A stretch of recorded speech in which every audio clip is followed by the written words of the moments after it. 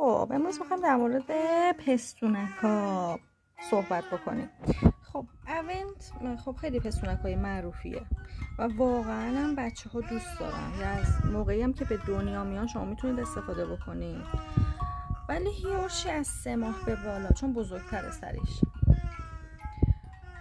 اونت خوبیش اینه که اول اینکه ارتودنسیه، یعنی هیچ مشکلی نداریم، میتونین موقع دندون در آوردن هم استفاده بشه. بعد قاب داره، این قابش خیلی مهمه، هر جا میرید بیرون میتونید استفاده کنید. هیورشی هم که از 3 ماه به بعد، حالا بستگی بازم به خود بچه داره، ولی آریانا اینو زیاد دوست نداره خب به خاطر سریش، ولی اینو خیلی دوست داره، اینو خیلی ازش خوشش میاد.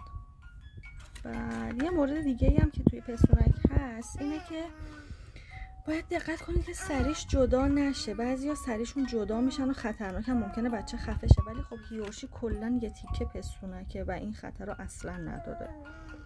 حالا الان آریانا از اونتاش با این مشکی استفاده میکنه. مورد دیگه هم که هست بند پستونکه. بند پستونک اگر بیرون میرید با کارسکه و اینا واقعا به کار میاد، چون بچه هی توف میکنه بیرون و یه وقت مثلا پستونکش روی زمین نیفته. حالا تجربه من این بودش که پستونک‌های اونت خیلی خوبن در مرحله اول. اگر خواستید کنارش میتونید هیورشی هم بگیرید. بازم حالا اگر سوالی داشتین من در خدمتتون هستم.